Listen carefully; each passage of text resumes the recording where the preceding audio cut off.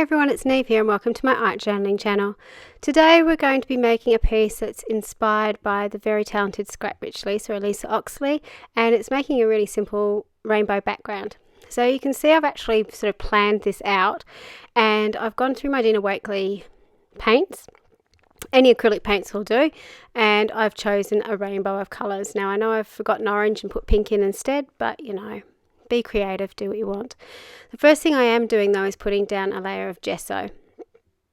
And it's not something I do very often in my art journal pages, but it is something that Lisa does quite regularly in her journals, and it makes all the difference to her pieces. And it also boosts the colour of the rainbow, because the Dylusions paper that I'm working on does actually have a slightly buff tone, a yellow tone to it. So by putting the gesso over it, you get this beautiful white surface to work against and have that contrast of colour.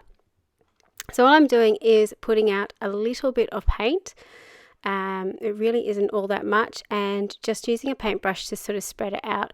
It's kind of mixing together, and you noticed I dried off the layers before just to get sort of the true colours over the top. You probably don't want a really liney rainbow. So you do want them to sort of overlap a little bit, but you are going to be covering it up as well, so don't panic if it's not perfect. We're just sort of putting some colour in the background. So I'm just going through layering up the colours. Now I'm doing it with a rainbow, and again, if you have a look at Lisa Oxley's work, and I'll leave a link to her fabulous pages in the description box below, she uses a lot of rainbow colours in her artwork too. I think that's why every time I see her pages, they make me smile.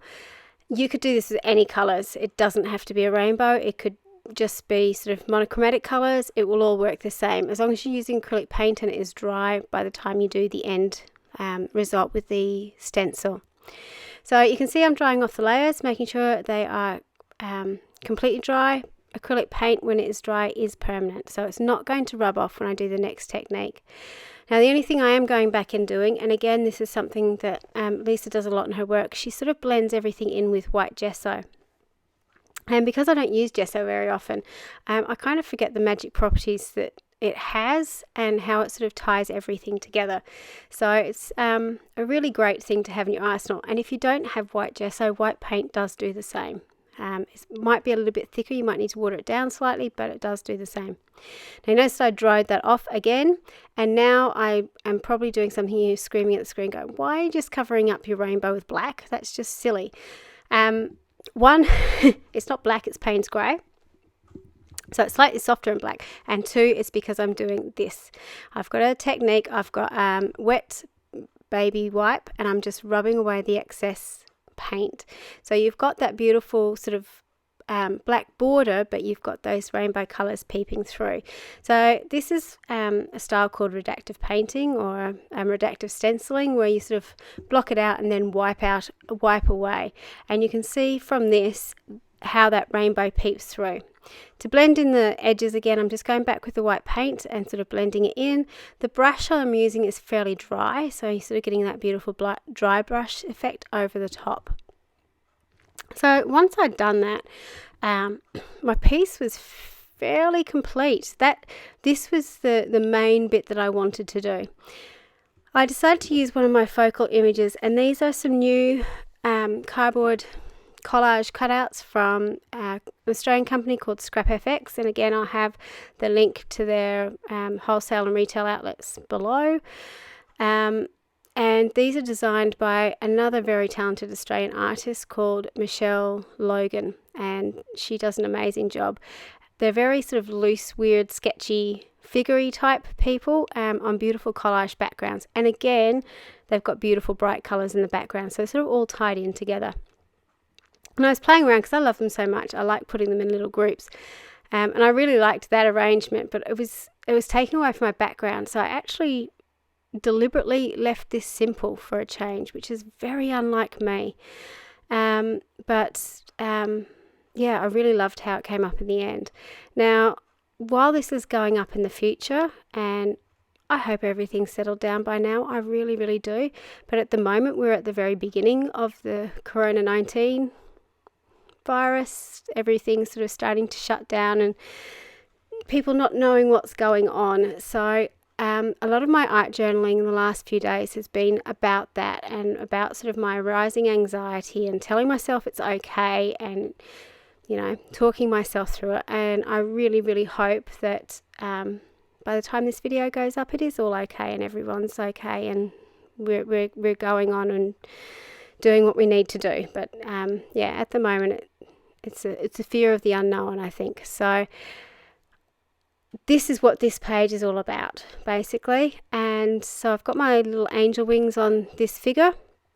I'm using some gold texture paste to do this. Now, while I really love this, probably using paint would have been more sensible, because as you can see, my wing went across the bind of the book, or the spine of the book, and my book is very, very chunky at the moment, so I couldn't get it nice and clear. So I'm using my craft knife to try and move the texture paste around so it's sort of sitting where it needs to be, and I will dry that off in between. Now again, you're probably best to leave texture paste to dry overnight. I'm really, really impatient. I did actually manage to get this to bubble because I was holding my heat gun too close to it, so probably hold it a little bit further away would be a good idea. I'm just using some glue to glue down the figure in between the wings. So I really loved just the pop of metallic gold on this page. It sort of really tied everything together, and it also tied into the figure because it had those sort of orangey tones in it. I'm now going in with a paint pen and just putting in some colour in the eyes. And for those people who followed my channel for a while, you know that most figures I have, I like to make a focal point of the eyes. The little saying there says, "Do yourself, stay strong." So as soon as I saw that, I thought, yep, that I have to use that because that's what I'm telling myself at the moment. So I put in some heart washi because, again, it's an abstract figure, and that's what I do to my abstract figures apparently. I love that heart washi. It goes on everything. When I finished, I really liked it. I'm just going through and doing some really sketchy lines over the top again just to boost the black on it. And it's funny because from where this video is shot, that face, for those Lord of the Rings fans out there, looks very Gollum-like. So I decided that I wanted to put a crown on it because everything feels better when you've got a crown on your head. So I'm just using another chipboard piece from Scrap FX to put the crown on the head, and instead of using gold paint, I cheated because I was in a hurry this night and decided just to use my gold wax to rub over the top. And the great thing about this wax is once it's dry, it doesn't rub on anything, so it doesn't come off, which is fantastic. And again, I'm just using some glue to glue that down the page. So that's the finished page, apart from the fact that I wanted to outline my wings a little bit, so I went in with a white pencil around it. So this is Stabilo All Pencil, and the other one was basically the same thing, it's just a bit fatter. It's the children's version. It's called a Woody 3-in-1 pencil. So I'm using the white pencil to go around, and then I'm going in with a paint pen to do just some dots to sort of sprinkle across the sky. I don't know, stars or hope or something across, just to sort of tie the white onto the page and anchor everything together. And that's it. So I hope you enjoyed this quick little video. I love these figures, and there's so much you can do with them. And as I've said before, and you've seen my channel, I absolutely adore and I'm totally inspired by the very talented Lisa Oxley. So please do check out the links below to see her artwork and how she creates. Until next time, thank you so much for watching. Please check out some of my other videos on my channel. If you haven't subscribed or liked, please hit the like and subscribe button, and I will see you again. Thanks for watching.